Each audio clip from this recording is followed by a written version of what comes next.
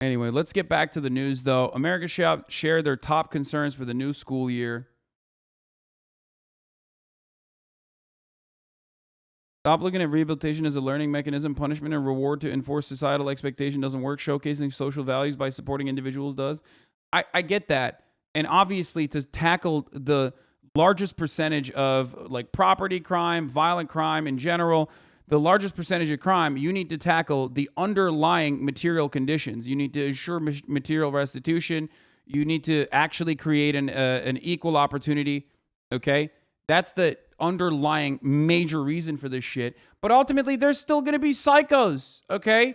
So, like, what do you mean? Of course. Now, I'm not in favor of, like, treating every fucking person with a carrying offense under the same fucking system, under the same draconian lens that the American criminal justice system applies, especially aggressively to black and brown people. I'm not saying that we should do that, okay? But also, on the other hand, there are obviously still very real reasons for detectives to exist. There's still very real reasons for some form of not incarceration, but some form of, like, you know, taking someone that's done a bad thing and putting them in fucking timeout. HasanAbi Industries, thank you for the 100 gifted subs.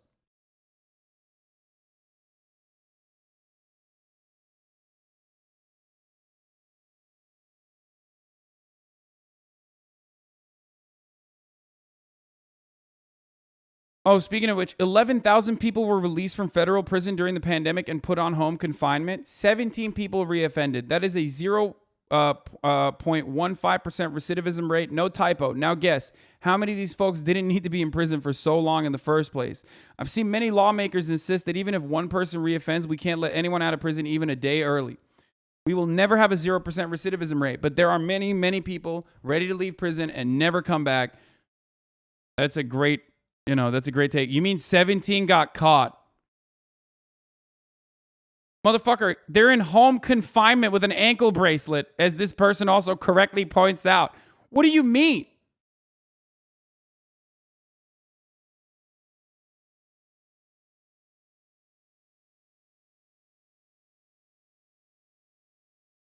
It's incredible. And by the way, that reoffense, okay? Reoffended in that situation could mean literally a murder, okay? Or a rape or something like that. Or it could mean you went to a place without telling your parole officer that you were not supposed to go to. Or you tested positive on a fucking a drug test because you smoked weed. Okay, so that's a reoffense in that situation because the parole system is also completely fucking broken. The punishments don't end. You are not allowed to reintroduce yourself into society.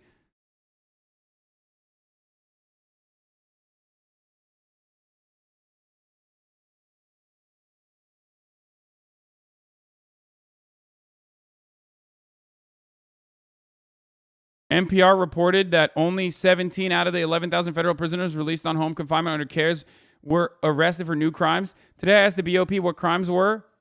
Oh, the majority were fucking drug related.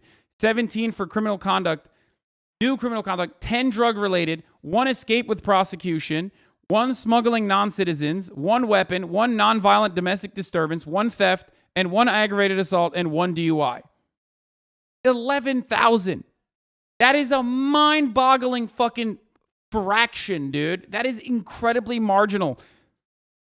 This is like a gangbuster success. Do you understand? As far as the story goes.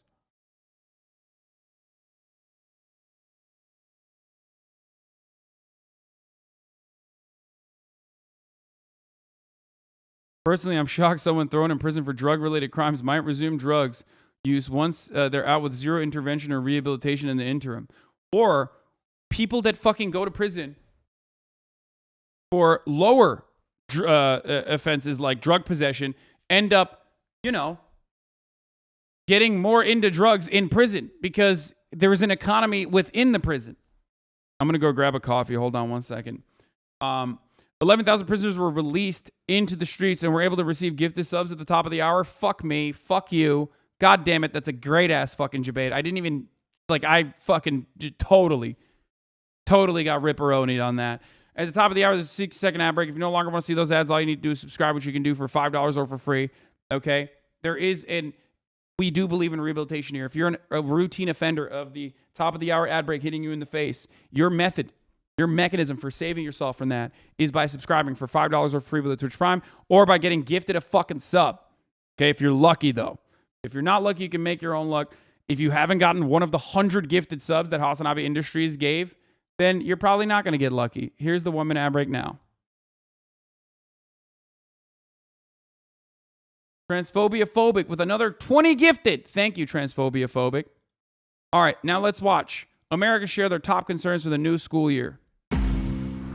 Welcome back. So as students return to schools all across the country, some parents are voicing their concerns about what's being taught in the classroom. I took a trip to Loudoun County, Virginia, the epicenter of the education debate, to hear the concerns for myself. Watch.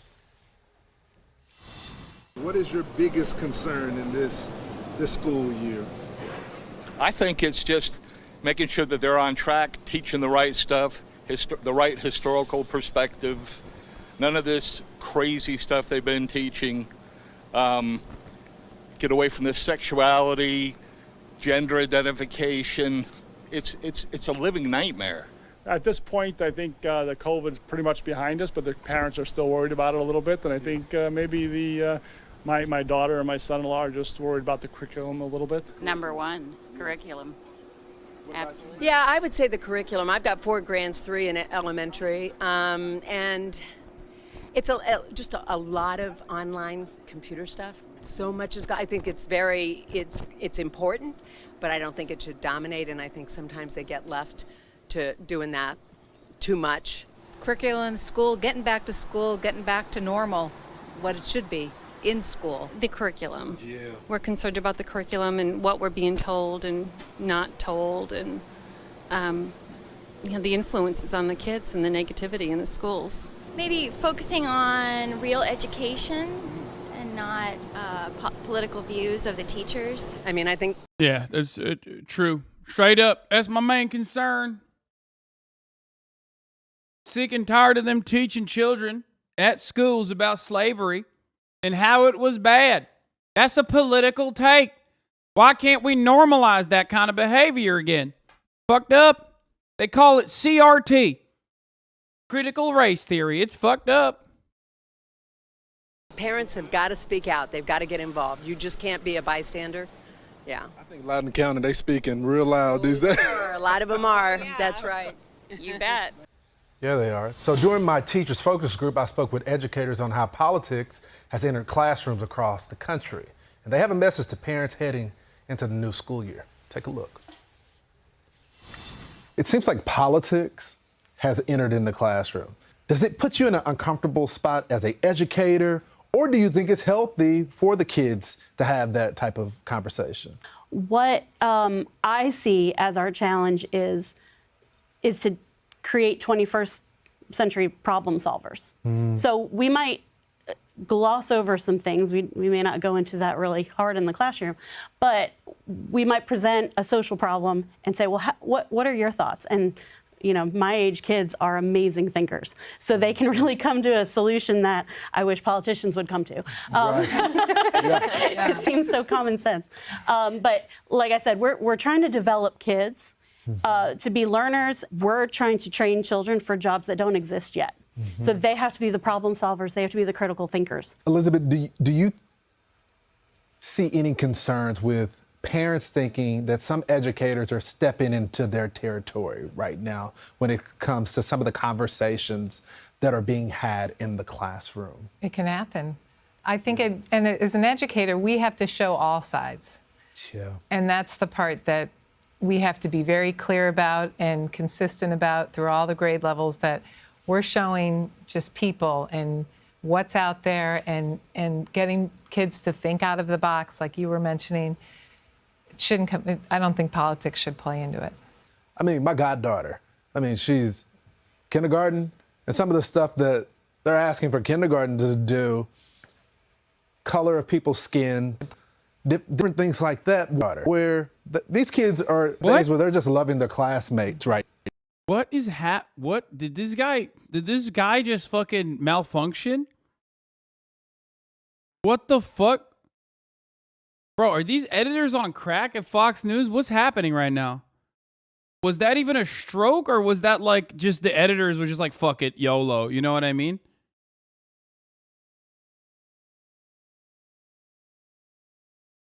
Also, I can't tell if like they what they edited it to make it seem more unhinged, like things like that, where these kids are at the age where they're just loving they're asking for kindergarten to do color of people's skin, different things like that, where these kids are at the age where they're just loving their classmates right now. But it appears like there's something that is being discussed on the collegiate level, right, being brought right, watered down form for the young people to discuss. I'm going crazy. I feel like it's getting worse. The simulation is breaking down. Why is no one... I think it's an encoding issue. Yeah, I was going to say, why are none of the ladies like freaking out that there's a robot that's malfunctioning in front of them? That's weird. Kindergartners, CRT. CRT, what is racism. See no color. I myself do not bring any of that into the room. I think it's ethically wrong, and that my job is to teach my kids the art of literature. Yeah. So for me personally, anything that oversteps a parent's bounds is wrong. Yeah. That's your red line, right? That is my red line. I make it very clear. I do not. What? Anything that steps over a parent's boundary is wrong? Like, what do you mean? That's such a broad category, man. That could be anything. These people are so fucking stupid. Not talk politics. Every child gets the same treatment. I make sure that every kid understands they're walking into my room and we all have the same goal, and that is success. I want to know what your message is for this upcoming year. What do you want parents to know? What do you want the world to know? Brooke, I'll start with you. I would just say patience. Patience with your children, patience with the teachers. Teachers know what they're doing. You're sending your child to school.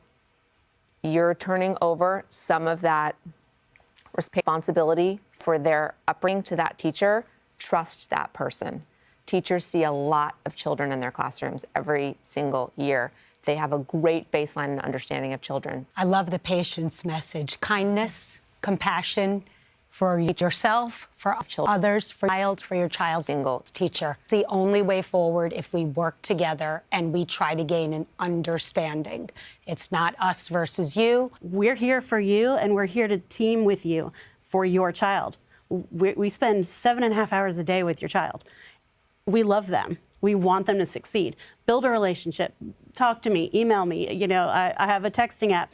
Text me if you have a concern. And if parents can remember that they're there to guide their children on their journey. And as teachers, we're in it because we love to take them on their journey, and we will guide them and help them along the way. Communication between the teacher and the parents is key.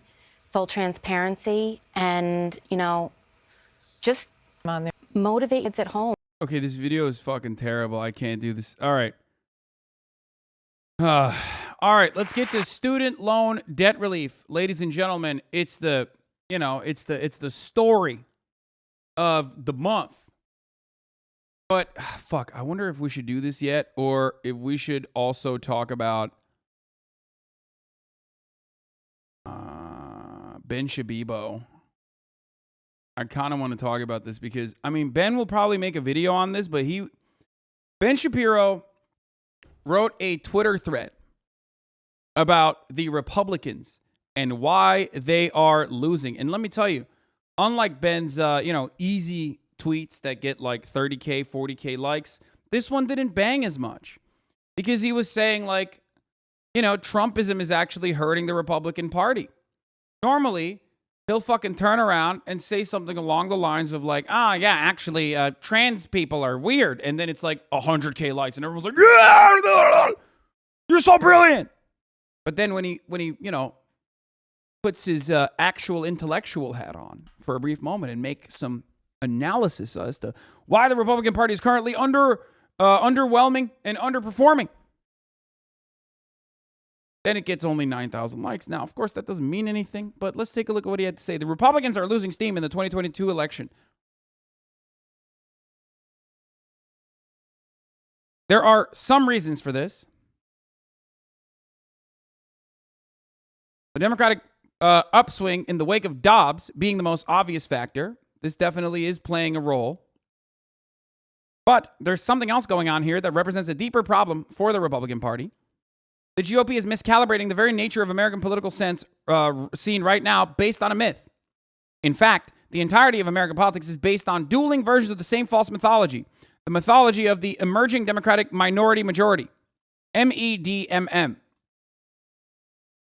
Okay?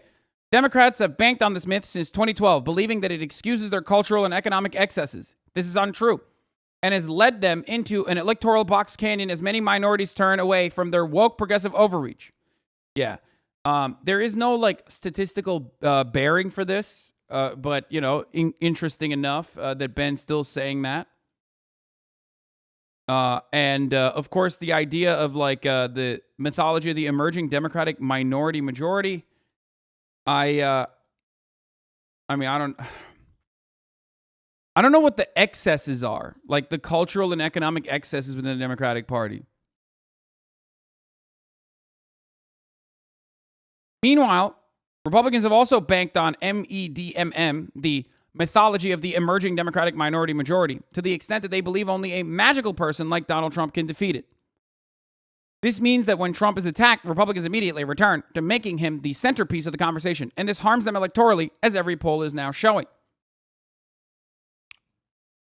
Two things can be true at once. First, the FBI raid on Trump looks like a political hit. Second, the more Republicans talk about Trump, the worse they do electorally. Americans vote against things, not for them.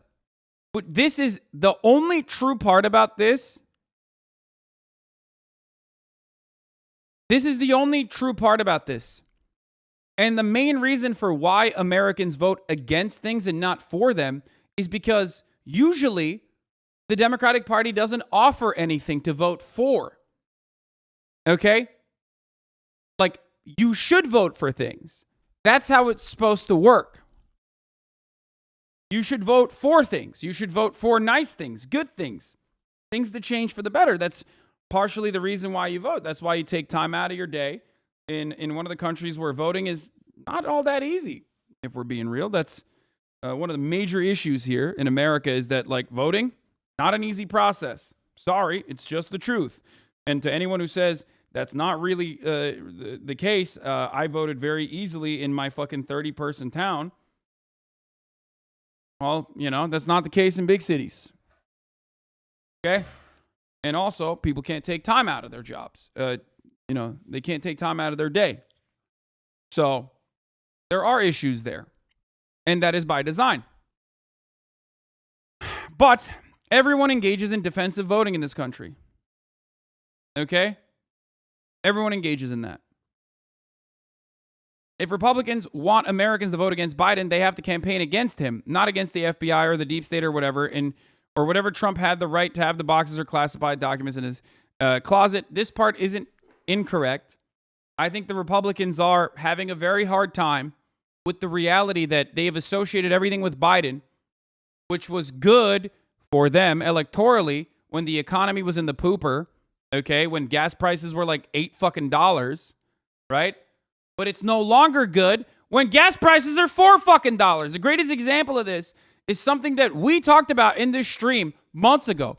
When gas prices started going down, we were like, well, what about those fucking Biden I did this Jack stickers? Those stickers are now turning into campaign promises and campaign stickers.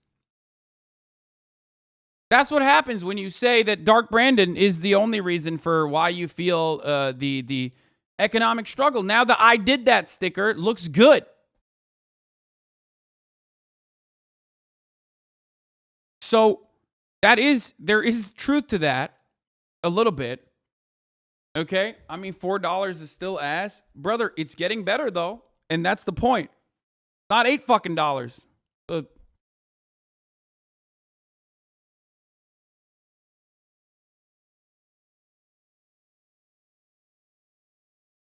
I thought you were in hiding? What? No. I feel like people are unwell.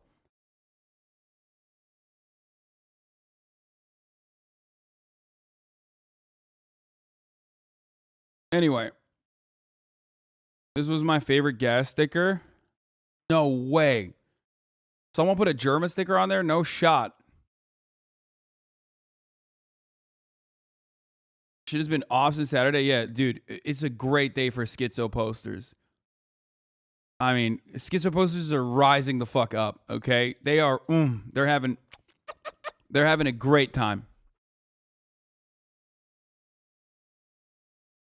Anyway, so the thing that we were talking about, as far as like gas prices get better, all of a sudden the I did that looks good for Brandon. That turns into a positive for the campaign. Turns out, because the Democrats or because everyone, especially in the Republican Party, are so used to Democrats not doing anything at all for their voter base, okay, that they have no way of like fighting back when the Democrats do actually take some action. Now, is that action incredible? Of course not. Is it genuinely, truly, profoundly life-changing? For most people, of course not.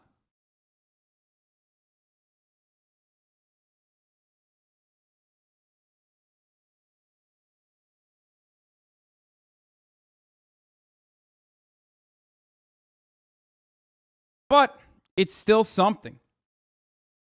When Brandon writes a fucking $10,000 check to 45 million Americans almost, all of a sudden, that's a good thing. They have to make that bad. They have to make the good thing bad. That's part of the reason why it's going to be a little bit harder for them to cut arguments. Because Republicans at the end are used to just like pretty basic shit. Republicans are used to, they're not exactly very intelligent. They don't have object permanence. You just got to tell them like, here's what's bad and Brandon is responsible for it. Look at that. You know, black people are coming to your neighborhood. You know what I mean? Like, Brandon released 1 million black people into your neighborhood. That sort of thing. You can't fucking turn around and be like, well, actually, more money flow is going to greatly increase inflation, and this econ textbook proves that. Like, that sort of thing is not. That's not exactly a great way for Republicans to learn, understand why Brandon is bad. Okay? There's a reason the Democrats are eager to keep Trump at the center of the conversation. Half of the independents say Trump is a major factor in their vote, and they're breaking 4-1 for the Democrats. That's a huge, by the way, that's a huge number. Republicans shouldn't play that game. If they do, they're cruising for a bruising. So, Democrats, we don't want to talk about Biden, the economy, our perversion, the education system, or Afghanistan. Let's talk about Trump. Republicans, great idea. Let's talk about Trump. But why are Republicans losing momentum? A mystery wrapped in an enigma. That is so hard to say. Holy shit. I mean, what ads would they run? Biden increased the deficit. Any Republican saddled with student debt be like, who the fuck cares? Exactly. One of the things I've talked about so frequently is that the Democrats are responsible for the ratcheting of this political Overton window, right? Shifting so far to the right. Why are they responsible? Because they haven't offered a fight. Because reactionaries will always pull back on any kind of societal progress. But if the Democrats are not actually presenting something for them to fight against, for the Republicans to fight against, then Republicans are just going to take up previously fought for civil liberties away as a way to get a W. And sometimes they go a little too far. Part of the reason why I even believed that Roe v. Wade would not be overturned, the Dodd decision, that I thought was going to be an insane thing. And you can find earlier videos of me from a couple years back where I was like, I don't think that the Republicans would legitimately overturn Roe v. Wade because it sounds insane and it would be drastic. It would be genuinely bad for the Republican Party's performance. partially as a consequence of the reality that they have already basically made it illegal to get an abortion in a red state. You know what I mean? It came true. That happened. I was ultimately right. Now,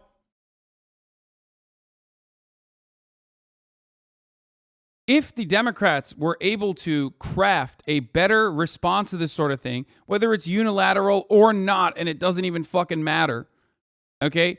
If the Democrats were able to be like, nah, you can get an abortion and we're going to fucking, subsidize it or whatever, you know what I mean? Then they would even have a larger sea of support. But Brandon's approval numbers have gotten a lot better. Okay? And those approval numbers, well, at least in the recent polling, those approval numbers getting better. I think he jumped like 6 points or something overall. And the reason why his approval numbers have gotten a lot better is because he's doing shit. Look at that. He's doing shit. When you do shit, people respond positively. They're like, all right, good.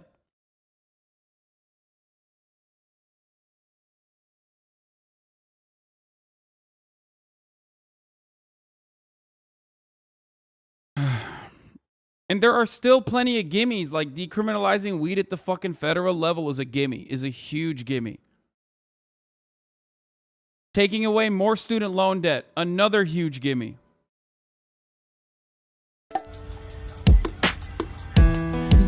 So dumb right now. Yeah, see? That's what happens.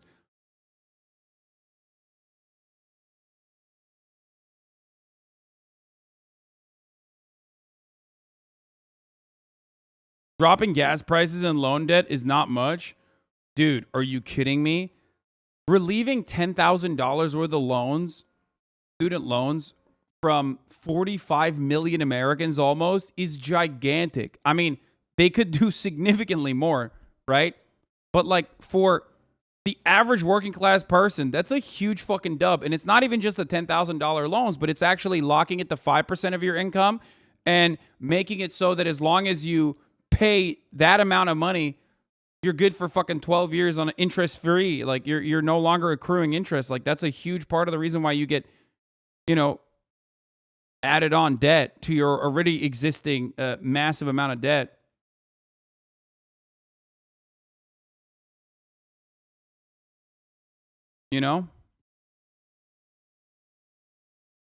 What would the average Republican think of decriminalizing weed? Who gives a fuck what the average Republican thinks?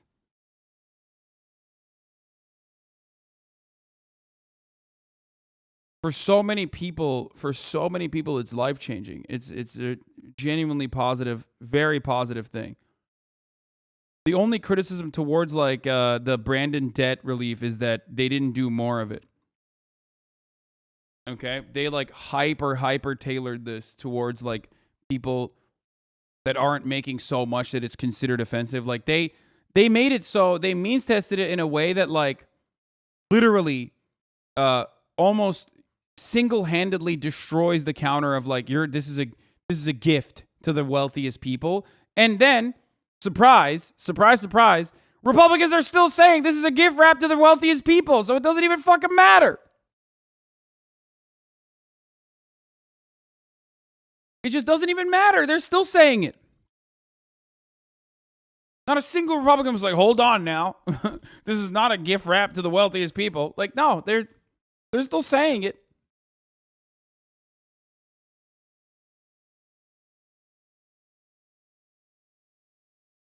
Do you think America should be split up into 2 or more countries? No, I'm not in favor of balkanization. That's never worked, okay?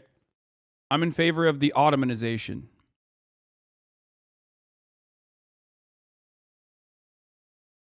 So, the main reason why Democrats are doing well is because Republicans actually went forward and took some electoral L's to finalize their long-standing campaign promises, which seemed weird. Because, you know, keeping abortion as the main reason, keeping abortion, which is only supported by like, keeping abortion as like a campaign promise, which is only supported by like 30% of the Republican Party anyway, or the entire voter base anyway. Keeping that as a fucking campaign promise was much better for the Republican Party overall than to actually follow through on it. Because now, once you have actually criminalized abortion, all of a sudden you have to do more. And the greatest example on the other side to the reaction to this, situation is that people like Blake Masters and everyone else is basically dialing it back. All of a sudden, abortion is no longer murder, actually. We were just kidding. You know, some abortions are good. You know? They're greatly scaling that process back. And the reason why they're doing that is because they realize they're getting fucking hammered. They're getting cumstered. You can't actually, if you want to keep making your dog run, okay, you can't take the treat off the end of the stick. Dog's no longer gonna run when you give them the fucking treat.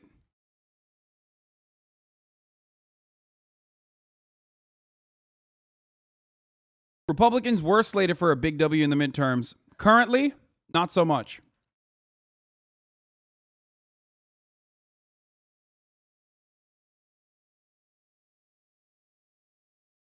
Blake Masters went back to the tried and true shitting on diversity.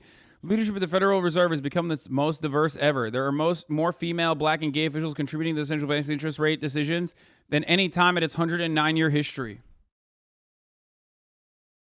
This is the rhetoric we need, not that crappy abortion ad. You must not like being blatantly pandered to. Nobody does. Finally, a compelling explanation for why our economy is doing so well. Yeah, the homosexual black women at the fucking at the Federal Reserve is the reason for why they made such a ridiculous decision as to increase the interest rates. And like scale back on a decade of quantitative easing.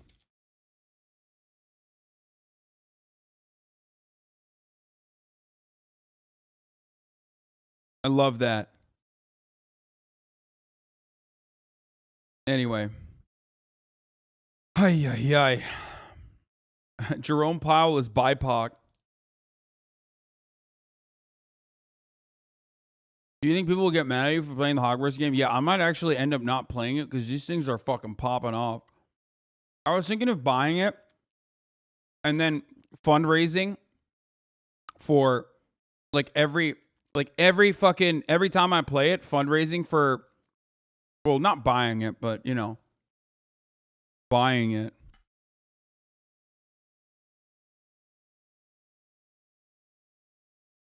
And then fundraising for Trans Lifeline and numerous other charities, like numerous other trans charities. But I feel like people will be very upset. Wait, why is this game controversial? It's controversial because it's fucking J.K. Rowling. Even though like it's her IP, right? And she is a gigantic fucking TERF. But I truly feel like the backlash that will come of this is just not worth it because goddamn, trans posters can be very, very, very unhinged. And God forbid, you don't want them coming. Because they're not going to go after fucking Nazis and shit. They're going to go after me if I play it. You know what I mean? They're going to be like, fuck you.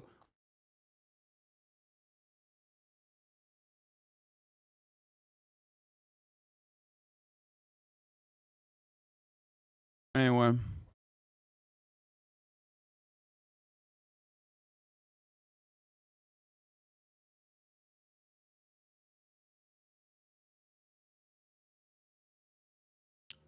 We'll see. I haven't decided yet.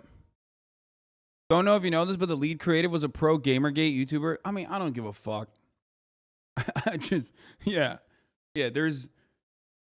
guys, you are never going to get me. You're never going to convince me that, like, a piece of art should not be consumed because the creator was problematic. Like, I don't...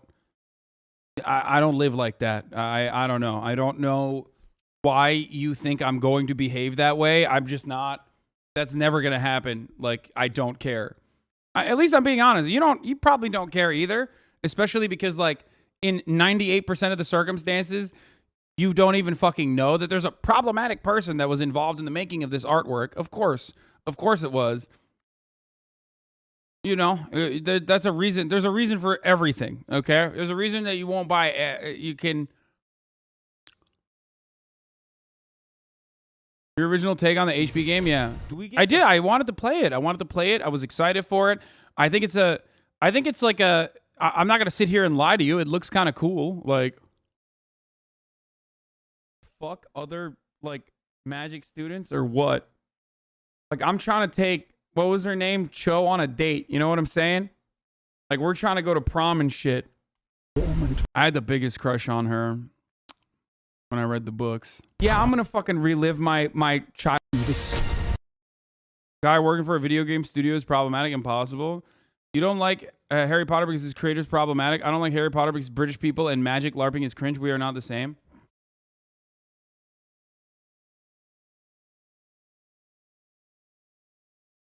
Yeah, I mean, I make fun of like people who like really love Harry Potter, especially into their adulthood. But I looked at the, I looked at the fucking thing. I looked at the trailers and stuff, and it did look cool.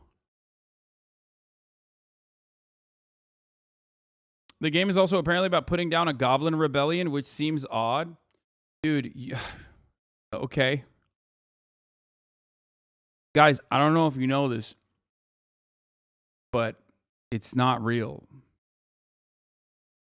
I don't think they're going to be able to, like, convince people that, you know, like what do you think, like, a video game created with, like, thousands of people that fucking touched it is actually secretly created with the express purpose of, like, changing people's minds about, you know, the Haitian Revolution or something? Like, what do you're gonna play the Harry Potter game and be like, you know what?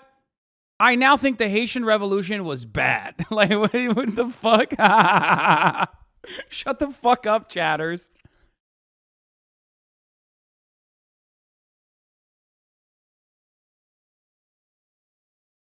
Just wait till people find out you're gonna be doing war crimes when Modern Warfare 2 comes out. Yeah, I don't know. Ugh.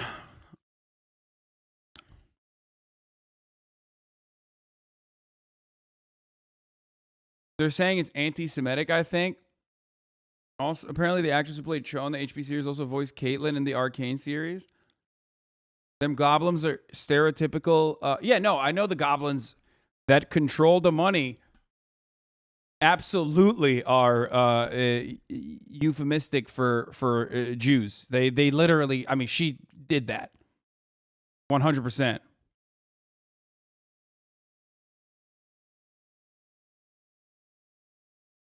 But, you know, a lot of the fantasy genre has that.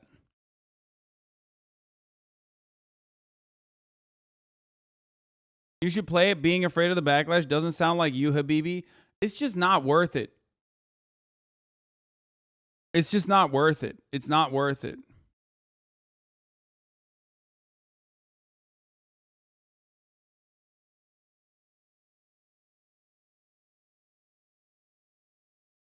What is this? Other countries are mad at the Japanese. Oh my God, this is reversible?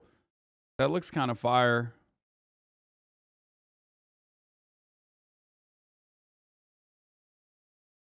Just play it in private. How are these losers going to know? Unironically, in pockets of Twitter, you know the ones. The Haitian Revolution is thought of as bad because the rebelling slaves were thought to have committed a genocide. Stop. We're not doing... every other video game is made by Unity, who's literally making operating systems for the U.S. military, so who gives a shit? I'm not going to stop playing video games? Yeah.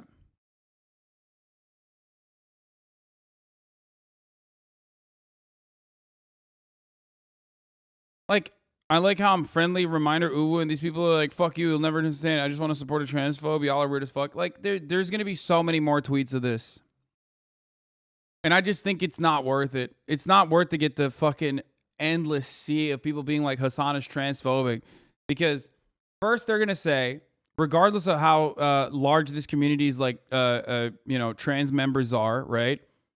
Regardless of how pro-trans I am, people are literally going to turn around and be like, dude, you're so transphobic. They're going to fucking pull like for the millionth time, they're going to pull up like old fucking old things that I've said that were transphobic that I've like openly addressed like 10 years ago. You know what I mean? And be like, we got them. And it's just like, I don't want to do that. I don't want to fucking relive this song and dance over and over again. Yeah, and they will use it against me forever. They'll say I love J.K. Rowling. Tolkien was also basing the looks of the orcs on the more savory tribes of Mongolians. This was a letter on the creation process of orcs, if I recall correctly. Fantasy is filled with problematic depictions. Yeah, whatever.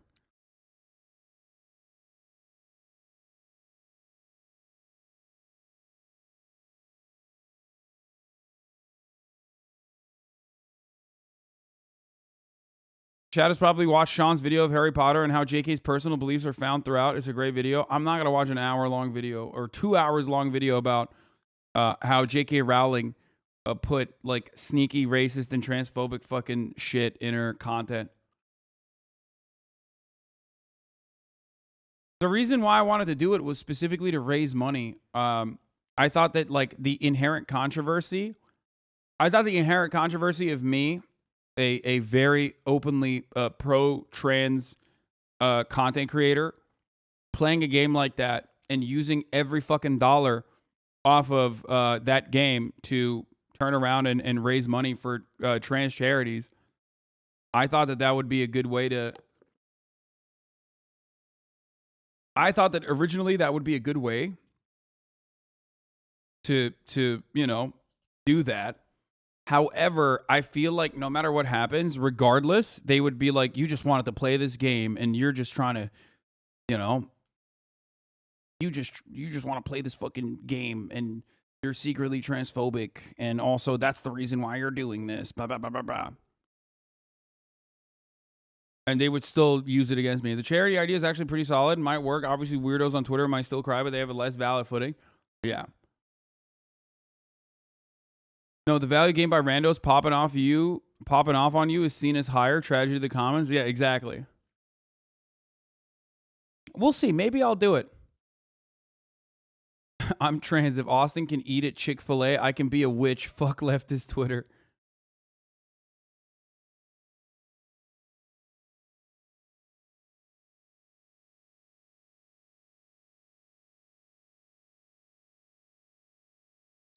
Every streamer is going to be playing it launch day and you're going to be in there not playing it and still somehow get blamed? Most likely.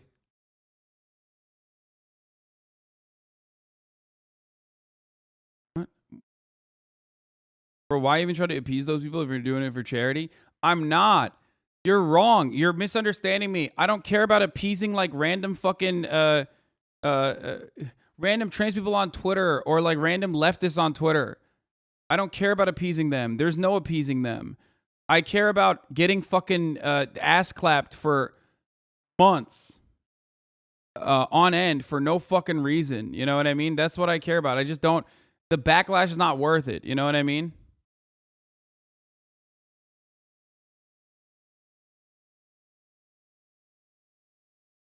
What? Holy shit, is this true? What is this? Another person that fucking blocked me. You're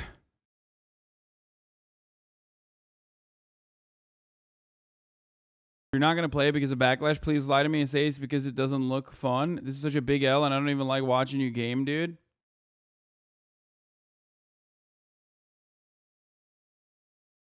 You are essentially saying we aren't worth it? No, because... no.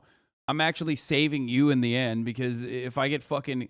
clapped up. If I get my ass cheeks blown to smithereens by left Twitter that's like desperately looking for fucking clout farming off of the inevitable backlash that will come out of this, so much so that I've already... It'll be like Hasan didn't tell his streamer friends off for playing this game instead. Yeah, exactly. Then it's going to be insane. Fuck. It's just gonna ruin the content for weeks. Okay, it's fine. It's fine. We're done. We're done talking about that. I might still play it. Like I said, I might still play it. I do think it's fun. Like the game looks good. It might suck, but it does look good.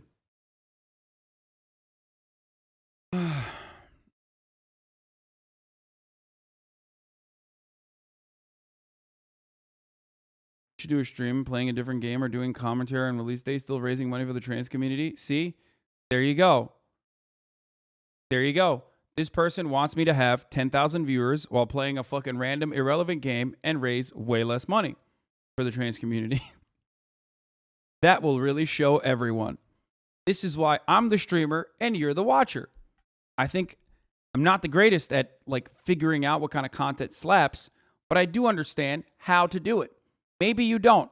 Maybe you should leave the streaming to me. I don't know. I'm going to come to your job and tell you how to do your job.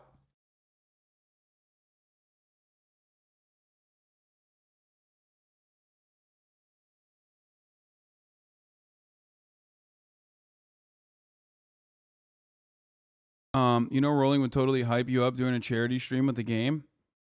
What? Are you fucking insane? You think J.K. Rowling would hype up a trans lifeline charity?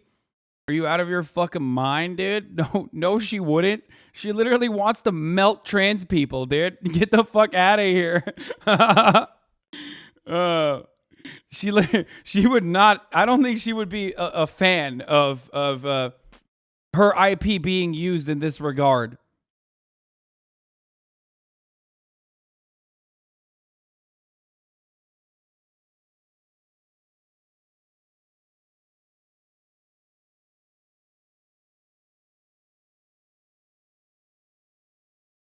Anyway, what is this? Tate his ass?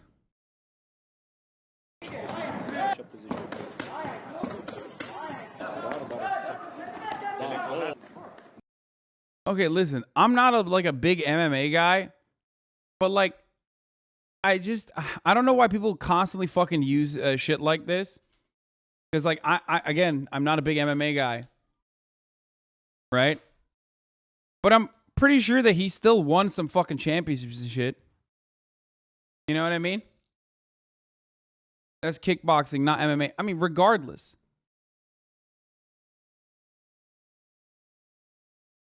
All right. We made fun of Blake Masters. Let's move on. In this insane clip, Steven Crowder equates posting YouTube videos to storming the beaches of Normandy. Which, by the way, is, of course, again, really fucking, really cool. I mean, if a leftist were to do such a thing, Steven Crowder and others would make fun of them, understandably, forever, right? Oh, leftists fucking think posting on Twitter is like praxis or whatever.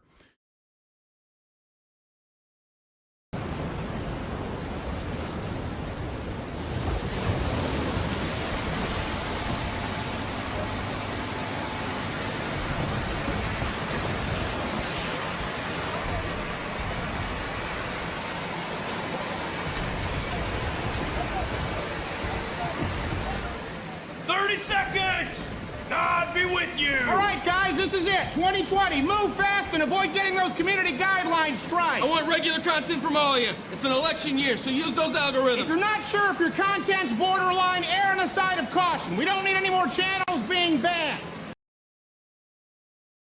That's awesome. This is fire. This is... The theater kid jumped out on this one, dude. Keep your content clean, gentlemen. I'll see you on YouTube.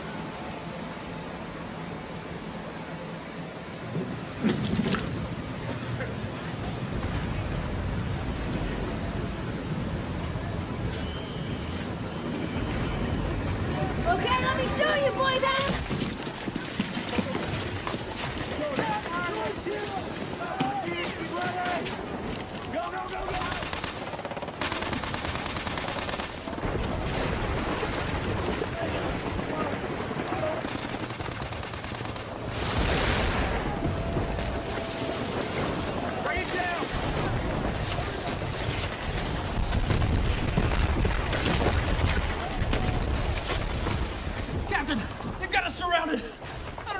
we're content. Come on, don't think like that. I promise you, after this, I'll buy everyone here a round of beer.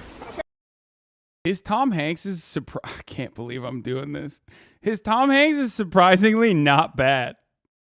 I guess when it comes to like impersonating white actors, he has range. A range that certainly does not exist for black actors, of course. Every time he does, or black characters in real life, black people in real life, like it's always the most racist, like Chris Tucker impersonation. Kind of surprising that this incredibly untalented demon is able to do a decent Tom Hanks. You know, you got to give it to him. I'm fair, man. I call balls and strikes. Okay, even Brandon. Thank you, sir. Was he got a salute? He was got a salute. That's not protocol. Corporal Black, tell me you have some good news. So wait, is that the woman that they're carrying? They're carrying the woman who was like killed?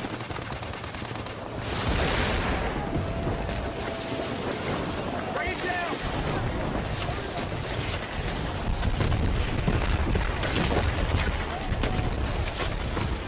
Captain, they've got us surrounded. I don't know how much more we can take. Come on, don't think like that. I promise you, after this, I'll buy everyone here a round of beer. Okay, even Brandon. Thank you, sir. Was he got a salute? He was got a salute. That's not protocol.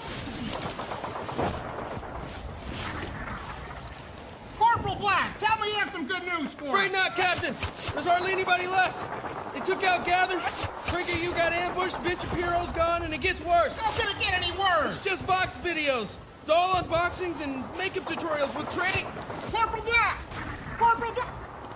You Palo Alto bastard! Sir, we need to surrender. Oh, come on! We didn't come all this way just to give it up to some Silicon Valley sprite, right?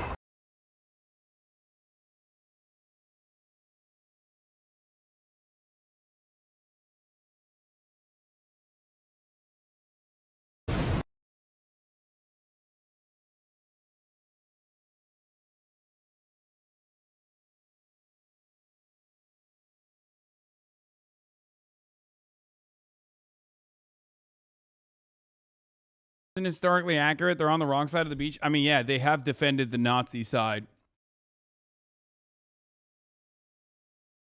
So there's that. They should deadass make a movie out of this. Yeah, no, they're like I said. Any leftist that compares like the beaches of Normandy, which of course is just owned by the Republican side. Because remember, anytime Republicans want to say, like, things are so bad. Like, children nowadays are fucking complaining.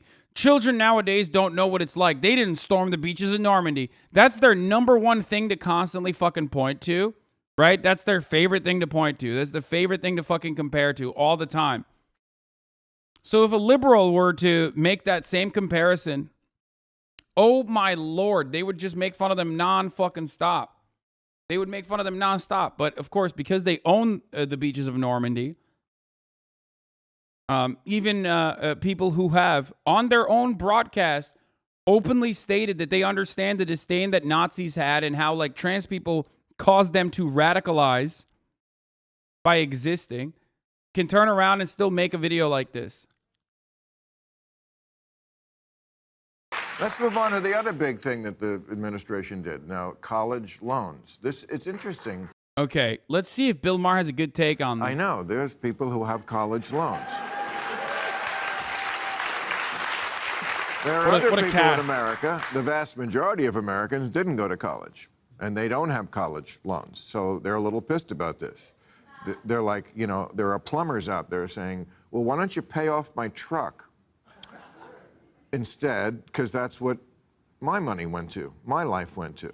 It's amazing to me when I read in the paper today how many Democrats are divided about this. They're not completely behind this idea that Joe Biden... That's so dumb. Yeah, well, those Democrats are fucking stupid, and they want to lose, and they love losing. How about they shut the fuck up? How about that? Also, why the fuck do people care about plumbers this much? Like, no one cares about plumbers like this. They never bring up any amount of debt that plumbers take on in any other meaningful capacity. But all of a sudden they're like, oh, we're on the side of plumbers on this. Motherfucker, plumbers have children. They have student loan debt. Okay? You're talking about like this mythical person. And I'm sure there are people like this, obviously. Of course there are. Of course there are people who don't have a child that went to fucking college or something and they didn't go to college themselves and they don't have any student loan debt and they're going to be chirping about it because they're selfish or whatever the fuck.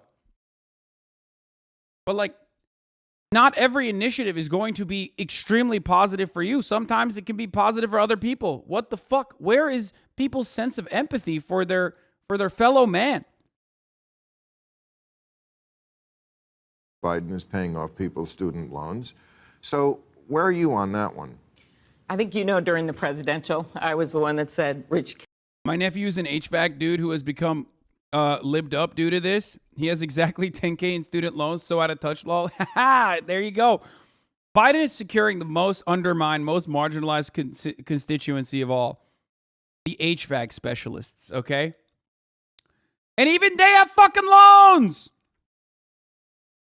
Because, fun fact, 45 million Americans own a collective total of $1.7 trillion of debt in the form of student loan debt that is currently in the hands of the American government, the Department of Education, and it's already been paid for, and they could very easily just write it off. They could say, hey, we're taking the L on this. So good luck. Whenever you talk about not knowing a single person that has taken a fucking loan to go to college, that's just a self-report. It's a self-report about how fucking profoundly privileged you are, not the other way around. It is the greatest fucking example to figure out if someone is so motherfucking privileged that they don't know a single person that took out college loans, dude. What's up? Are you motherfuckers not hanging out in any circles that have like even middle-class people? Are you just exclusively hanging out with like the ultra wealthy? That's crazy. That's actually fucking crazy to me. It is, in my opinion, harder to find an American that at least doesn't know anyone with fucking student loan debt than an American with student loan debt. Kids, we shouldn't be paying for their college. You just can't staple a diploma for free under everyone's chair. Part of that is I think we need to focus on apprenticeships and filling the hard-to-fill jobs. That being said, Bill, this is more targeted than a bunch of the proposals that were out there. And 87% of the money. Or you just don't know anyone who went to college in general. My dad's side is that way. Lucky to graduate high school.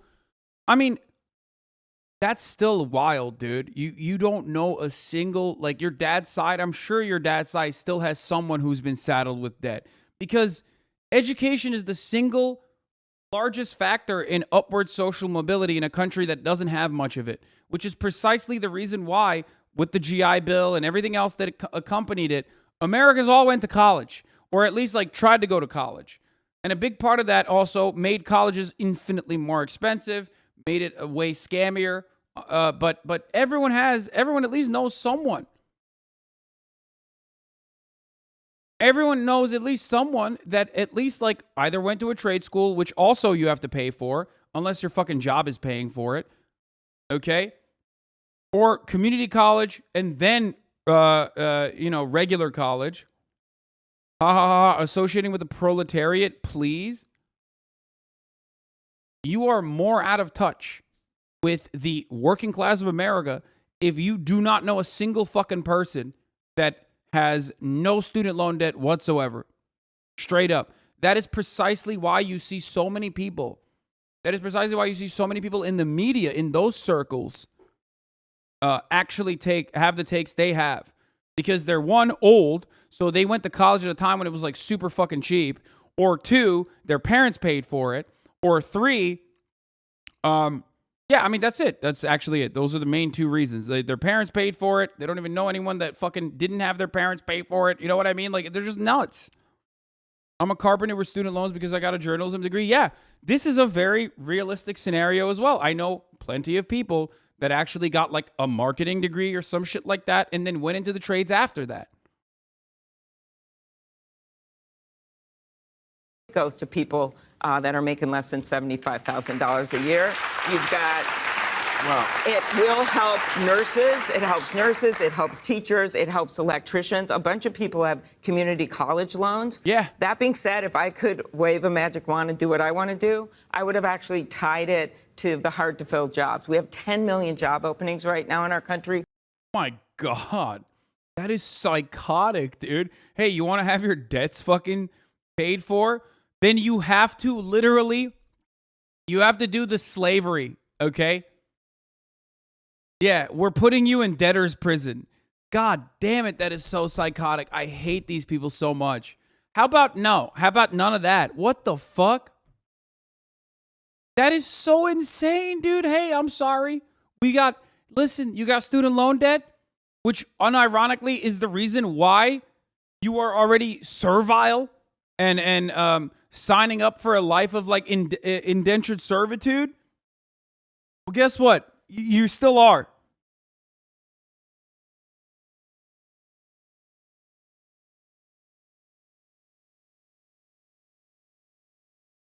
She said, get back to work, you fucking silly bitches. 2 million of them are in healthcare assisted living. So if people will go into those jobs instead of being like hedge fund managers, then we could actually put the loan repayment help and have it connected to people going into the jobs that we need to fill. I think that would be a way you can do it. But I do think it's important for people to understand. What an insane take. Okay, calm down, chatter. Here, take an hour off, okay? Understand that this is a targeted program that he put out. 50 years ago, 70% of good jobs required a high school diploma. Now, they say 70% require a college degree. So I know this is like supposed to address... Yeah, exactly. You just openly stated why this is good. Yeah, exactly. Over the course of the past 50 years, everyone went to fucking college. Or at least tried to. Even if they failed and they still got the fucking debt. Yeah. No, that's the point. That's literally the point. Thank you. That's the point. Exactly. That's how it works. Okay? That's literally it.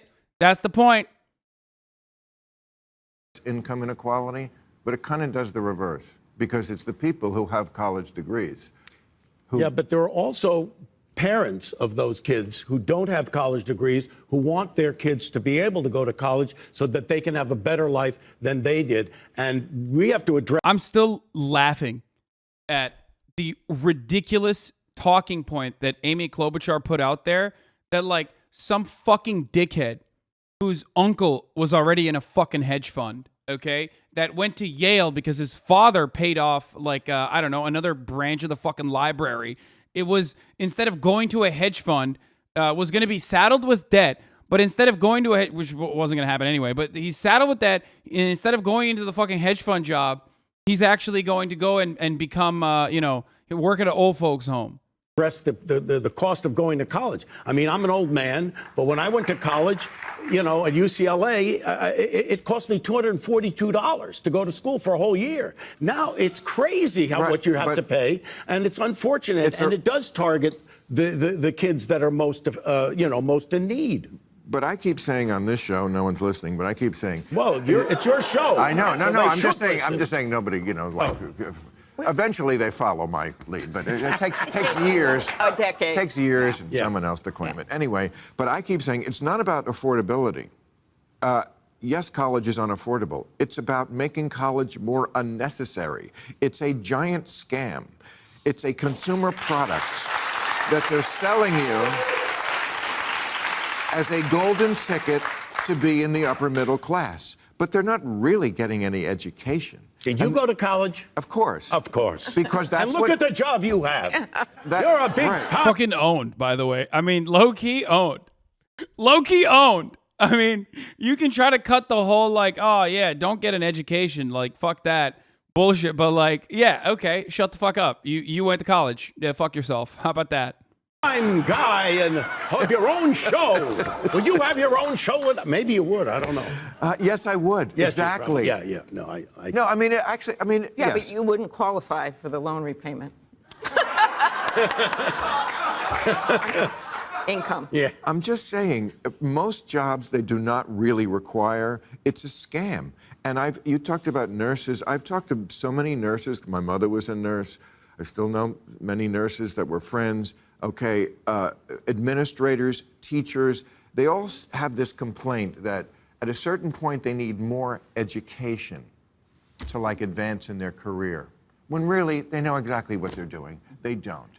It's just a way to make you go back to school. And I feel like education is to Democrats what tax cuts are to Republicans. They think it solves everything. Well, it's not just upper education. You're also talking about K through 12. Did he just say he doesn't want educated nurses? What? He didn't just say that, right? What the fuck? I mean, okay, listen, guys. What? I don't even know what the fuck. What? That's so insane. I don't know how to respond to that, dude. What? He's like, nurses don't need an education. Look, a lot of jobs you learn on the job. Okay? A lot of jobs you learn on the job. And nursing is no different, right? Every job you learn more when you're actually doing it. But that doesn't mean you shouldn't get the underlying training. I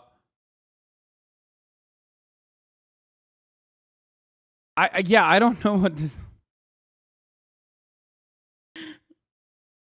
What?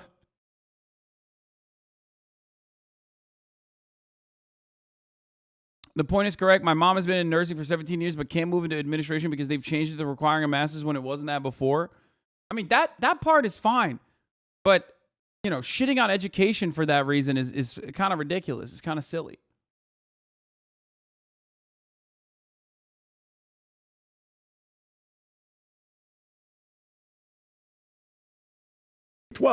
And that's something that Democrats have cared about forever. And you see Republicans moving away from public education. That, to me, is where the money should be going. And yes, there are people who should go to college. If you want to be a doctor, you want to be a lawyer, you want to do something. Again, all these fucking liberal arts university educated motherfuckers are running around being like, yeah, it's only for technical jobs with like high skill that you need to go to a college education for. It's like, no, dude, it's good for everybody, okay? It's good for everyone. It's good for everyone. Education is not bad. Even if you're not learning anything in fucking college for the most part, it's good to have that kind of experience as well. I just absolutely fucking despise so many people who like act like this is not a good thing, okay? Like they constantly fucking point the finger at like lesbian dance theory or like critical queer theory or some shit. Like as though those are the only majors that are allowed, okay? You're just pointing at things that you don't like that people are learning, okay? That's it. That's the only thing you're doing. It's so dumb. It's so stupid. They make up like a tiny fraction of college majors. If people want to do that, then they can, okay?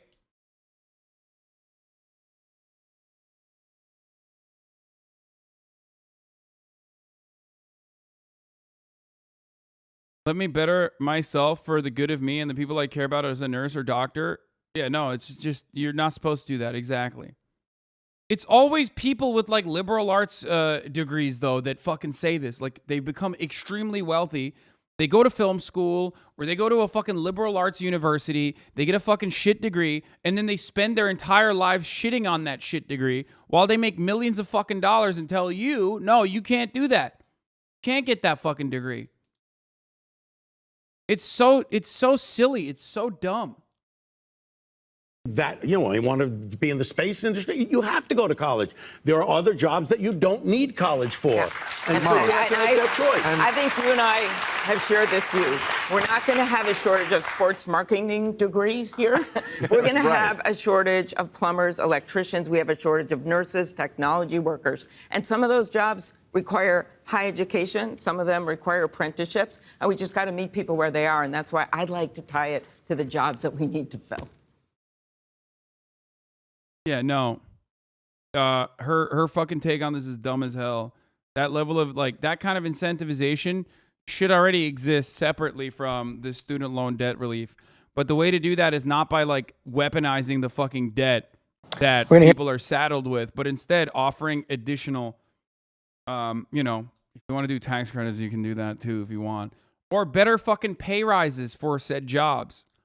Better labor union protections for said jobs. People just want good jobs. God forbid we do that on a pro-labor platform, though. Holy fuck, that the entire system would break. You know what I mean? It's that simple, dude. Straight up. It's that simple. At the top of the hour, people don't want to watch the fucking 60-second ad break. All right? They don't. They don't want to watch it. So what do? They get a high-paid job. So they pay, so they can easily pay for a $5 a month subscription. And even if they don't have a high-paying job to be able to do that, then they do it for free with a Twitch Prime by stealing someone else's Prime account and connecting it to their Twitch account. Or, and this is the last option, maybe they get lucky and they get gifted a sub. Okay? Maybe they get lucky and they get gifted a sub. Here's the 1 minute ad break now. Here now from Senator Bernie Sanders of Vermont. Senator Sanders, thanks for joining us again this morning. You just heard Senator Blunt right there. He said this program is unfair. It's going to hurt Thank you, Transphobia Phobic, for the 15 economy. Gifted subs. Well, he's wrong. 60% of the benefits go to people who are on Pell Grants. 87% of the benefits go to people who are making $75,000 a year. Look, I know it is shocking, George, to some Republicans that the government actually, on occasion, does something to benefit working families and low-income people. I don't hear any of these Republicans squawking when we give massive tax breaks to billionaires, when we have an effective tax rate today such that the 1% have a lower effective tax rate than working people, where major corporations in a given year don't pay a nickel in federal taxes. That's okay. But suddenly when we do something for working people, it is a terrible idea. I was in Boston last week and I was talking to nurses, and these nurses were telling me that they are working in some cases 2 jobs, outrageous hours, partly in order to pay for the student debts that they have accumulated. So in my view, the president did the right thing, and we have got to be really thinking about higher education in general. And in my view, at a time when hundreds of thousands of bright young people can't even afford to go to college, if we're going to be competitive in a global economy, we need to make public colleges and universities tuition-free. As you know, Senator Sanders, it's not just Republicans who have criticized this program. Several of your Democratic colleagues who are up for re-election this year have criticized it as well. Michael Bennett said President Biden should have included a plan to pay for it. Catherine Cortez Mastro, she says it doesn't address the root cause of college affordability. And to your point, Tim Ryan, who's running for Senate in Ohio, said it's unfair to those with student loans without student loans who are struggling to make ends meet, working people. Well, the truth is, in a sense, that criticism is correct, but the answer is not to deny help to people who cannot deal with these horrendous student debts, who are delaying getting married, delaying even having children. The answer is that maybe, just maybe, we want to have a government that works for all working people and not just the people on top.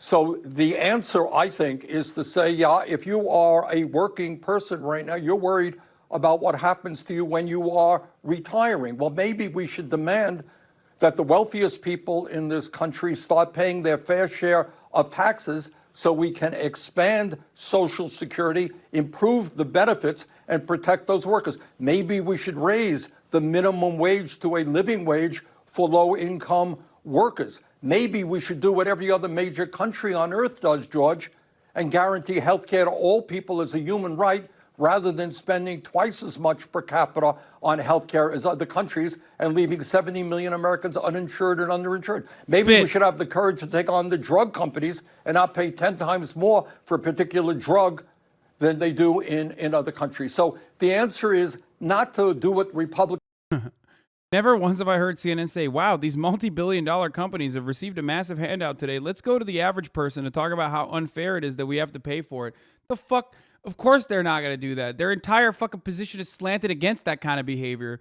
If anyone were to do that, they would be like, this is terrible. This is wrong. This is fucked up. They are a multi-million-dollar company. They're a multi-billion-dollar company. That got loans and bailouts. It's unfair to this person because we're helping that person.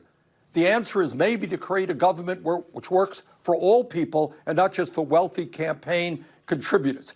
And by the way, George, we don't talk about this enough. We got to deal with this massive income and wealth inequality. 3 people on top owning more wealth than the bottom half of American society. That's some of the issues that we got to deal with.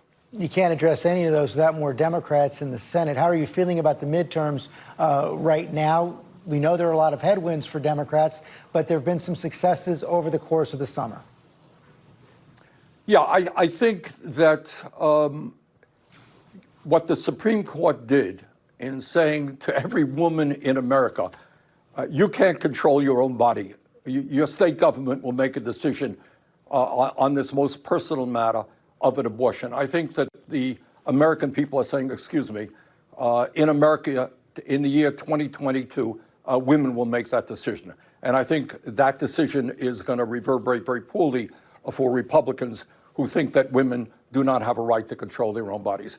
I think the gun violence that we have seen is also going to play a role. People understand, whether you're Democrats or Republicans, that we common sense gun safety legislation. So I think there is a reasonable chance that Democrats will retain control over the Senate. I certainly hope we get more than 50 in the Senate, that we get at least 52, so we can start going forward and protecting working people in a way we have not been able to do up to now.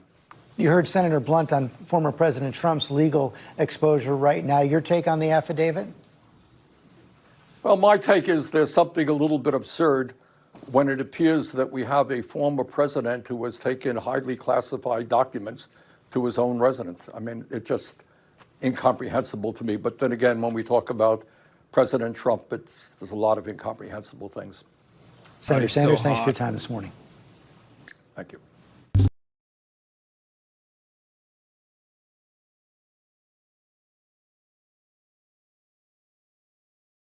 We have new details now on the Mar-a-Lago search. Officials have released parts of the affidavit filed in support of the raid, revealing the number of classified documents, including top secret files held by Trump. And intelligence officials are now assessing the national security risks. Chief Justice Correspondent Pierre Thomas is tracking the case. Good morning, Pierre. George, good morning. Today, the intelligence community is launching an urgent review to assess the potential damage of highly classified documents being stored unsecure for months at Trump's Mar-a-Lago resort. This morning, as we learn new details about the FBI's unprecedented search across Washington, calls intensifying for an assessment of damage to national security. Even Republicans reluctant to criticize the former president, not offering much defense. He should have turned over all of them. I imagine he knows that very well now. The newly released affidavit, though heavily redacted, still providing new insight. It signals that the DOJ investigation is far from over and involves a grand jury.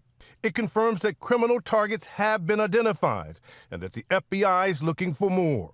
This section from the affidavit leaping off the page. The FBI has not yet identified all potential criminal confederates, nor located all evidence related to its investigation. There's even worry that some of the classified documents may have been taken to locations beyond Mar-a-Lago. The newly released DOJ documents also make clear the FBI came to search Mar-a-Lago based on evidence from a significant number of civilian witnesses. Witnesses the FBI fears could face intimidation and retaliation as the probe continues. And we discovered more details about the scale and seriousness of the documents involved, some with national defense secrets and intelligence about spies and electronic eavesdropping programs. Just from boxes turned over to the National Archives last January, we learned Trump had at least 184 classified documents, with 92 labeled secret, 25 described as top secret, in excess of 700 pages.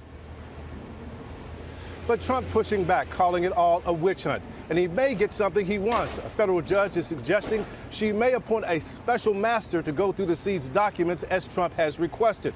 Attorneys are expected in court Thursday to debate the issue. George? Okay, Pierre, thanks very much. Just bringing our chief legal analyst, Dan Abrams. So, Dan, we know the law says you can't take documents, official government documents, home. So how do you assess the risk that President Trump will actually be indicted? Well, look, nothing in the release. No other American would ever be afforded this, by the way.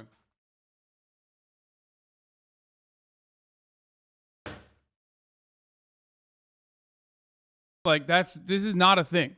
Like, Republicans have cry-bullied their way out of the situation and have successfully gone to a point where, you know, they can ask for special privilege for their big, wet daddy, okay?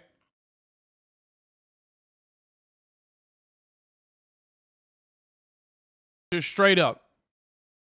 They're basically just saying, like, oh, there's attorney-client privilege in some of the fucking documents that you retrieved. Someone has looked through that already in the FBI and claimed that it was a fraction. But it doesn't matter. Piece of this affidavit is helpful to the former president. Nothing that we have learned in the last week supports his case. And with all of that said, that doesn't necessarily mean that he's going to be indicted. I still believe that it's more likely than not that he probably won't be indicted. I think I'm turning into one of the few people out there who seems to think that, because there are just simply going to be a number of factors that go into this. It's going to include the fact that he's the former president of the United States. And some people will say, well, wait a second, why would he possibly?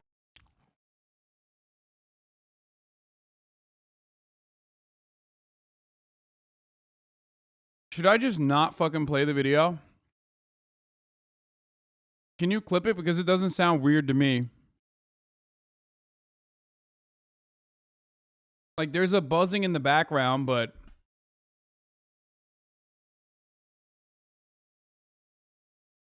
it's not that bad. You probably hear it on your headphones.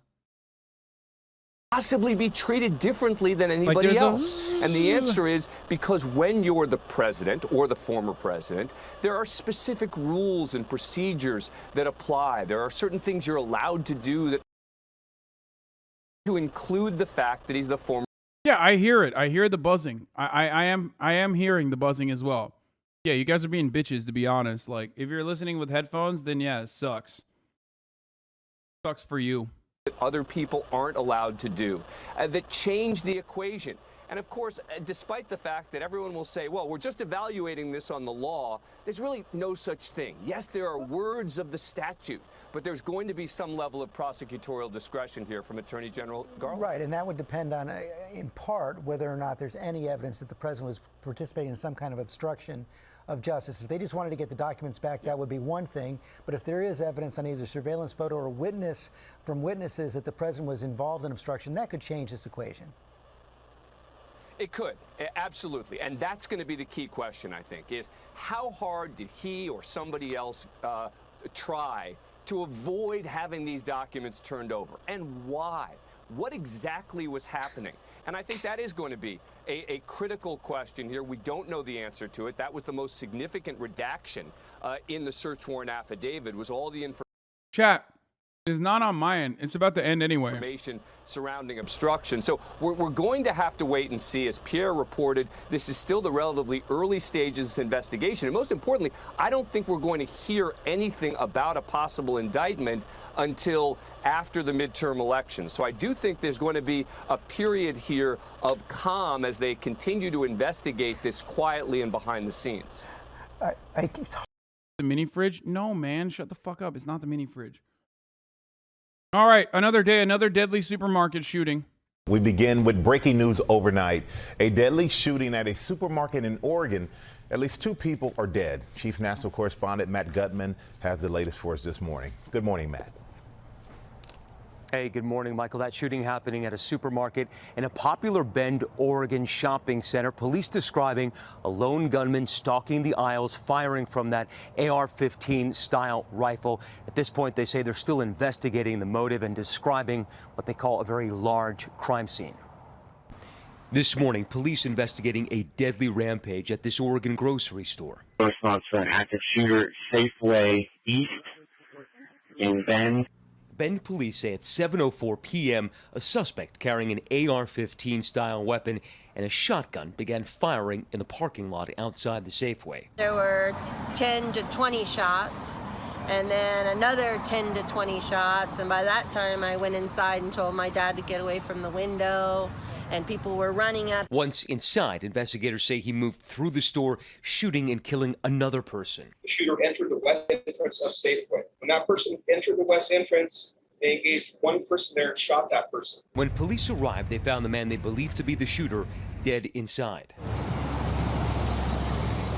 This morning, they're not commenting on a motive, instead pointing to a long investigation ahead. Very large crime scene. It starts in the residential area behind the Forum Shopping Center and then moves to the shopping center and includes that entire parking lot. The names of the two people killed have not been released, nor has the name of the suspected shooter. Now, there was an additional person who was shot, transferred to the hospital. They're being listed as in good condition, expected to survive, George. Well, thank goodness for that. Okay, Matt, thanks very much. Yeah, that's caught on body cam, police dealing with the entitled citizen. Oh yeah, we're speaking of we did this earlier, but speaking of the fucking swatting and stuff happening, we still have no idea where the Proud Boys founder Gavin McInnes is. It's been 4 days since law enforcement, or what they believe is law enforcement, confronted him off camera while he was live streaming. Friends insist he's detained but won't snitch. No record of detainment. Next show on his network is hosted by Jacob Wall, so no new real news imminent.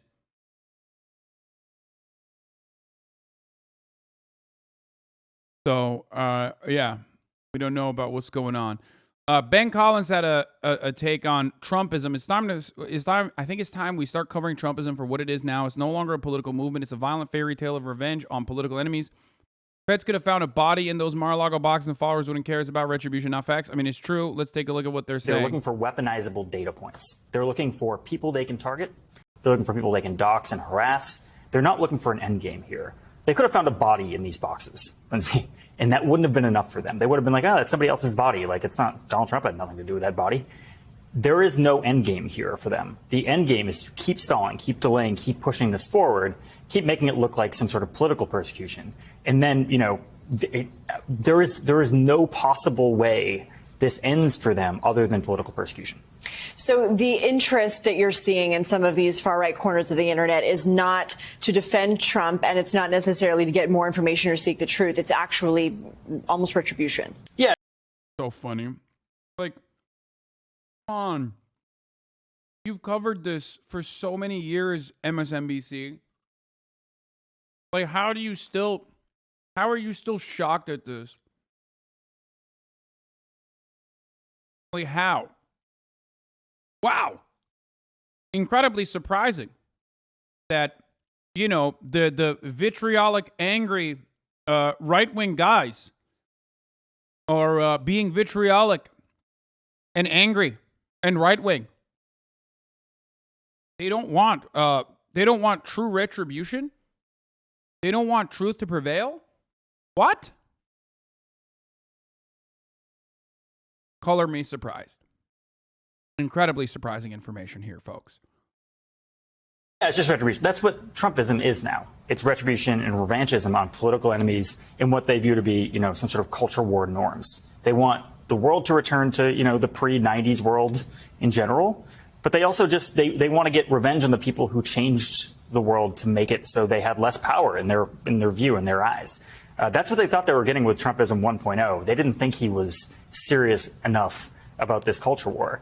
Now they think that he's going to actually exact that revenge if he gets back into office. I remember when the details of the search warrant were first released in that property receipt, and you had actually pointed out a conversation online in which someone said it doesn't matter if state secrets were delivered to Saudi Arabia on a silver platter along with a cheeseburger. Why does that not matter? Because that's not what it's about. He's always being done wrong. It's persecution to them. It's not about facts or information. It's about buffeting the narrative that this guy stands in for all of them who have been persecuted by the left. So if they can find more ways to make that the truth, they will do it. But they need enemies. They need characters. That's why the affidavit didn't land today. There was no new person in there. They could be like, that's the bad guy now. So now they need to move.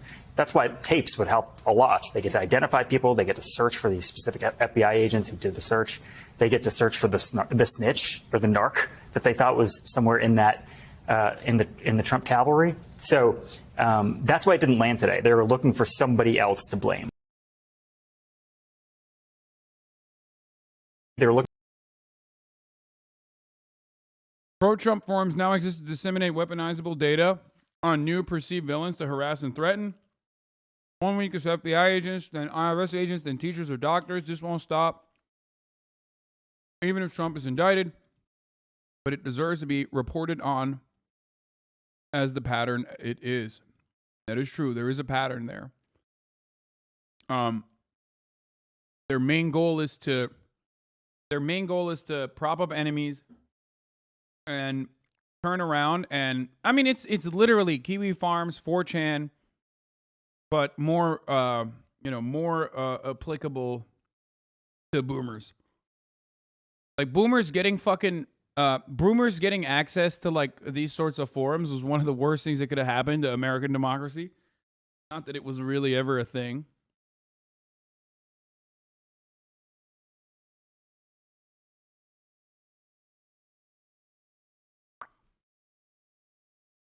But that's where it is. Now, there is a little bit of infighting happening in the Trump camp. A little bit of tea, if you will. And I do love this. Trump family dunks on DeSantis. You're stealing our bit. Donald Trump says the Florida governor is mirroring the former president right down to the hand gestures. There's a little bit of truth to this. Let's take a look at this. Is Ron DeSantis copying Donald Trump? Anybody here would do it. Project to get Judges are a priority. And honestly, we have businesses that have been locked down and lives destroyed for over a year based to say many ballots, no COVID vaccine passports are made in China and shipped here. Why would we want so many important things? Can we take them? To us be at the whim of China?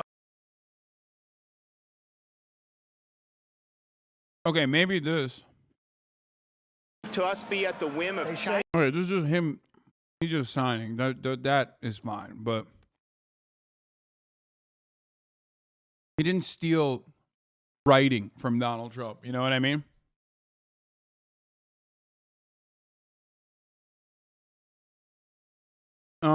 Anyway, the eerie similarities are not just in MAGA ideology, but Trumpian body language. And this actually ties into another Ben thread that I will focus on here. I think Ron DeSantis needs to be studied and maybe even not just studied, but definitely openly ridiculed. Oh, this wasn't from, it was from Judd Legume, sorry, who talked about the Ron DeSantis playbook, okay? About how Ron DeSantis loves getting in the media. Another carbon copy of Donald Trump, by the way. The Chapo boys did a good job of talking about this as well. Here's how Ron DeSantis repeatedly manipulates the media. First, he makes a splashy announcement with a simple but misleading narrative. Last week, for example, he announced that 20 people were arrested for voter fraud. If you recall, I talked about this last week when it happened.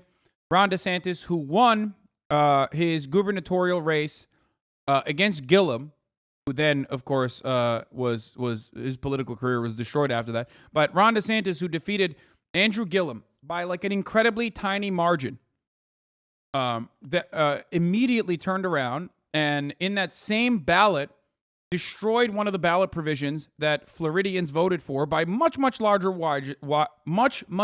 margins that actually would offer the restoration of rights to felons, that would give felons the right to vote in the state of Florida. Ron DeSantis used all of his power in the Republican state legislature to immediately apply a poll tax to said felons who now had actually gotten their right restored, their right to vote restored. And it was ridiculous, and yet there's kind of nothing you can do about it. Okay, so he now is weaponizing that against some people who didn't know they couldn't fucking vote. Here it is. He threw out this Governor DeSantis announces the arrest of 20 election criminals. Then DeSantis uses the simple announcement to generate headlines that benefit him politically. In this case, DeSantis is trying to appeal to the Republican voters who believe that Biden stole the 2020 election from Trump. DeSantis' announcement of these arrests, a campaign-style event held in a Florida courthouse, successfully generated that would appeal to Republican voters looking for validation of Trump's false claims about election fraud. Florida busts 20 ex-cons accused of voter fraud. DeSantis says Governor Ron DeSantis announces 20 violating election laws will be arrested. And CBS News and every other one of these fucking dumbass outlets covers it as though it's like a legitimate thing. And not a basically racist criminal action and a complete fucking overreach by a psychotic governor who actually is so desperately trying to be relevant in mainstream news because of his own personal desires of running against Donald Trump or being seen as the main guy who could replace Donald Trump within the Republican infrastructure. Okay? DeSantis' announcement had lots of political theatrics. Republican activists sat in the jury box waving signs saying my vote counts, but there were few specifics offered on individual cases. A review of the court records of the 20 people charged reveals why. This isn't a bunch of people seeking to manipulate an election by voting illegally. Many of the people charged were told by Florida officials that they were eligible to vote. Peter Washington, for example, is a 59-year-old man who was convicted of attempted sexual battery in 1996. During his assimilation class in prison, he was told by a probation officer that his civil rights would be automatically restored upon his release from prison, because that's what Florida, that's what the much more popular ballot measure in Florida was. Okay? He did his time in prison. He got out of prison. He should be able to vote now. And people have told him he's able to vote now. Subsequently, Washington received a voter registration form in the mail, filled it out, and was provided with a voter card from Orange County, Florida. So at no step of the way did people turn around and say, hey, you can't vote because you're a felon. Washington also reported he received jury summons on 3 separate occasions, which he reported for. In Florida, jury service is unavailable to ex-felons until their civil rights are restored. So he thought, well, I'm going to fucking jury duty. I'm getting my voter ballot sent to me. Why the fuck shouldn't I be able to vote? Of course he's going to think he can vote. Washington and the other 19 individuals were charged with 1 count of false affirmation, voting, or elections. But that charge requires prosecutors to prove that the accused acted willfully, which means not a single one of those people is most likely going to actually end up in jail. But, 1, they're now tied up in a court proceeding against a person who is weaponizing the entire might of, the state of Florida against them. Okay? 2, even if they don't actually go to prison at all, Ron DeSantis already got his fucking media cycle. He got the PR boost he needed to, maintain his prominence in Republican circles. He already got the headline. In this case, Washington genuinely believed he was eligible to vote because he was told by a parole officer, received a voter registration form in the mail, and was summoned for jury service. The final step of the Ron DeSantis Florida media manipulation playbook is counting on the media and the public to lose interest as the truth slowly trickles out. Ultimately, whether these charges could be proved at trial may not matter. Most of the individuals targeted by DeSantis have little education and few financial resources, and they're being threatened with the full resources of the state of Florida. One individual, this part is really fucked up. One individual charged with voter fraud was reportedly arrested at 6 a.m. when a SWAT team banged on his door. A helicopter circled overhead and armed officers were posted in his backyard. He was not permitted to put on clothes and was taken to jail in his underwear. He's a clone. Fuck that rapo. Fuck that rapo. God, I hope he rots. Are we sympathizing with this rapist? First of all, it's attempted sexual battery, okay? And it happened in 1996. If you have done a fucking violent crime such as that, or attempted to do a violent crime such as that, okay, and you go to prison, you should still be allowed to be a human being once you're out of prison. Okay? Shut the fuck up. You absolute psychopathic weirdo. Not arrested at gunpoint for fucking supposedly doing voter fraud.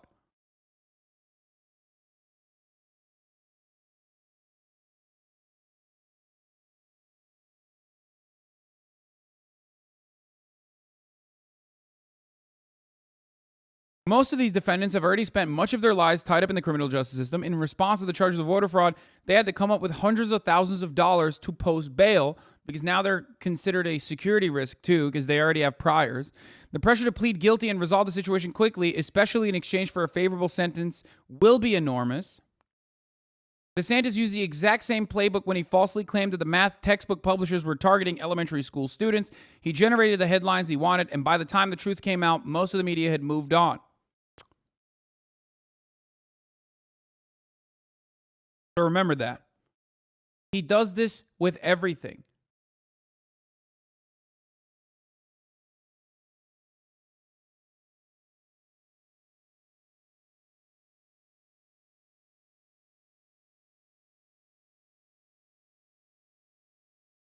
Call them Hassan. I hate how people are treated in prison, let alone how inhumanely they're treated once they get out. People refuse to let anyone be a human again. Yeah, it's fucked up. I swear the same thing is happening to me, except not arrest. I had a felony in 04, have been sent voter registration for years, have voted for years. I just sent my jury summons in on Friday, literally. Okay, well, I hope you don't go to jail. And anyway, Donald Trump is also making fun of, the Trump family is also, like I said, making fun of Ron DeSantis. Trump and DeSantis have sniped at others in public, each without specifically naming the other. DeSantis criticized the Trump administration for measures aimed at locking down the country at the dawn of the COVID-19 pandemic, while appearing on the conservative Ruthless podcast earlier this year. Drama. DeSantis' clout has grown among Republican voters because of the actions that he's taken, like I just mentioned to you. Trump has privately voiced anger over DeSantis' supposed lack of gratitude and refusal to rule out challenging the former president in 2024. For his part, the ex-president had gone on the incredibly pro-Trump TV channel OAN to strongly suggest that DeSantis was gutless.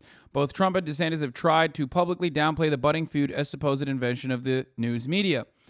In the time since Trump, behind closed doors, trashing DeSantis as charisma-free, has even toyed with launching a 2024 presidential campaign near the governor's mansion in Florida, which would double as an obvious effort to troll DeSantis. But just as DeSantis was enjoying some of the gains in polls for potential 2024 Republican contenders, Trump's Florida estate Mar-a-Lago was raided by the FBI. Oh, DeSantis also did the same thing with a Disney story, too. Florida Governor Ron DeSantis and state agencies filed to dismiss lawsuit challenging Reedy Creek Improvement District dissolution, quietly going back on the things that they had done before. And, of course, that raid led to a bump. Okay, where is the actual, a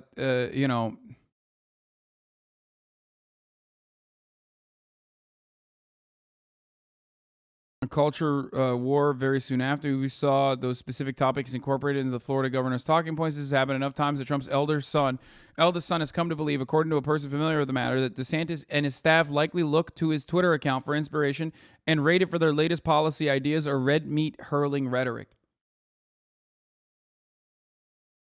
Honestly, at the end of the day, here's the reality, okay? Here's the fucking reality. At the end of the day, this just implies that you are the second best, okay? You want to be Cardi, but you're not. You feel me? You want to be Cardi. You desperately want to be Cardi, but you're not. You're not Playboy Cardi, okay? You're just a shitty second best. It shows me that he doesn't have the capacity to read the room and like figure out new culture war grievances on his own too. A thing that Donald Trump is very good at. Anyway, so there's that. Okay.